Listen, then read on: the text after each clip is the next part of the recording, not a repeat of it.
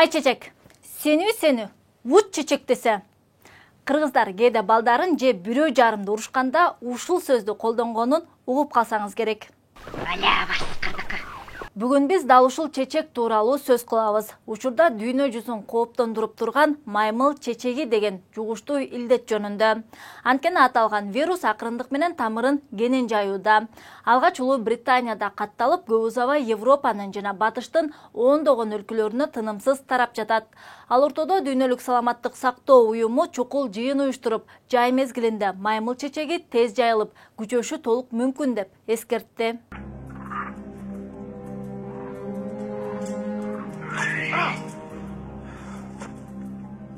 Андыктан бүгүнкү чыгарылышта маймыл чечеги деп аталган жугуштуу дартты талдап беребиз.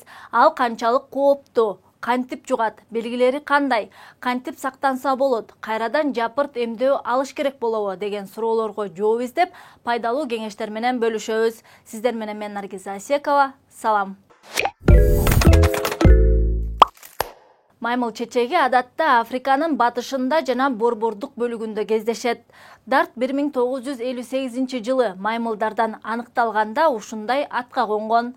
Ал эми Улуу Британияда катталган биринчи адам жакында эле Нигериядан кайтып келиптир. Саналуу күндөрдүн ичинде бул илдет ондон ашуун мамлекетке тарап, 100дөн ашуун жаран жугузуп алган.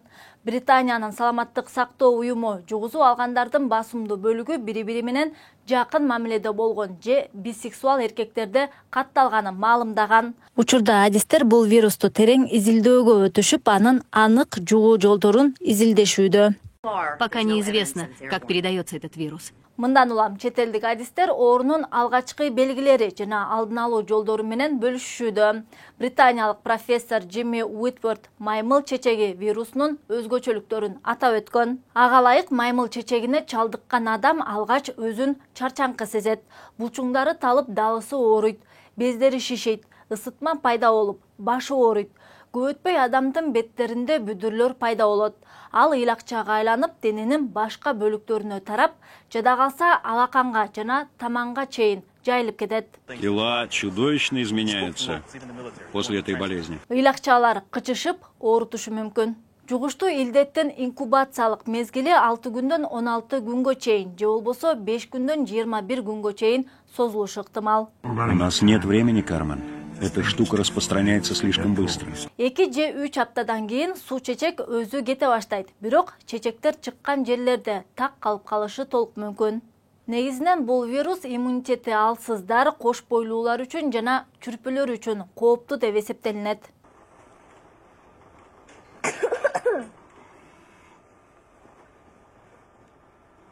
Маймыл чечеги адамды өлүмгө дуушар кылышы мүмкүн. Вирус жапырт жайылган учурда өлүмдөр 10%га чейин жетиши мүмкүн.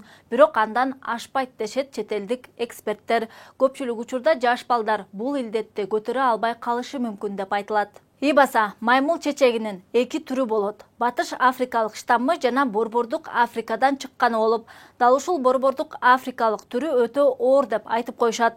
Ал эми Батыш Африкалык штаммы болсо жеңилирээк өтөт деп саналат. Учурда дүйнөгө тарап жаткан түрү Батыш Африкалык жеңил түрү деген божомолдор бар. Они все были здоровы, я их проверял. Они выглядели здоровыми, когда вы их видели, сэр. Но у них был вирус.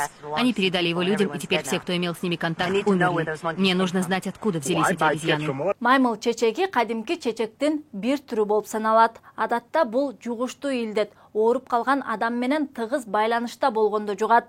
Мисалга саламдашканда, кучакташканда же болбосо жакын отуруп жөтөлгөндө жугушу толук мүмкүн. Мындан сырткары бир идишти, бир сүлгүнү же бир шейшепти колдонгондо дагы жугузуп алуу коркунучу бар. Если вирус распространится, нам его не остановить. Маймыл чечеги жаныбардан адамга тез жукканы менен адамдан адамга жугуу тобокелдиги төмөн деп эсептелинип келген. Бирок акыркы айда өтө тездик менен дүйнө жүзүнө тарап жаткан маймыл чечеги өзгөрүүлөргө дуушар болушу ыктымал дешет чет элдик адистер.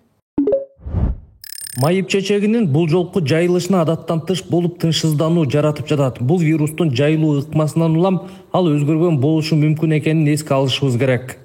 Ал ортодо Дүйнөлүк саламаттык сактоо уюму маймыл чечегинин жапырт тароо ыктымалдуулугу төмөн деп жоошутууда. Азырынча маймыл чечегинин вакцинасы жок. Айрым эксперттер кадимки суу чечектин вакциналары маймыл чечегинен эффективдүү коргой алат деген пикирде. Эске салсак, бүткүл дүйнөлүк саламаттык сактоо ассамблеясы 1979 жылы кадимки суу чечек ооздукталганын жар салып, СССРде чечекке каршы эмдөө 1982 жылга чейин жүргүзүлүп токтоп калган. Ошол маалдагы эмдөөдөн кийинки иммунитет түбөлүк сакталып калышы керек эле. Ал маалда эмдөөдөн бөбөктөрдү өткөрүшчү. Андыктан 80 жылга чейинки төрөлгөн кишилер маймыл чечегине туруштук бере алышы мүмкүн деп эсептесек болот. Ал эми калгандарыбыз ар тараптан тооруп келе жаткан маймыл чечегинен кантип сактанабыз? Анда эмесе бир нече пайдалуу кеңештер менен бөлүшөбүз. Маймылдын этин колдон келишинче жебеш керек. Эми бизде кайдагы маймылдын эти дешиңиз мүмкүн. Бирок чет жактарда саякаттап жүргөн мекендештерибизге кулак кагыш. Бардык жаныбар азыктарын жакшылап бышыруу кажет. Ооруну жуктуруп алган адамга жакындабай аралыкты сактаган оң. Кол кармашуу сыяктуу ашыкча байланыштан алыс болуш керек. Медицина кызматкерлери коргоочу атайын каражаттарды колдонушу керек. Эгерде сиз кызыктай сезимди байкасаңыз, ооруканага кайрылыңыз.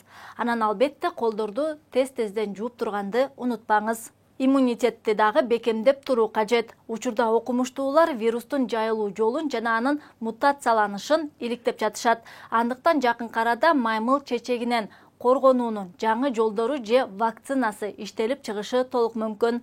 Ага чейин сак саламатта болуңуздар. Сиздер менен мен Наргиз Айсекова болдум. Бул видео менен бөлүшүп, лайк басканды унутпаңыз.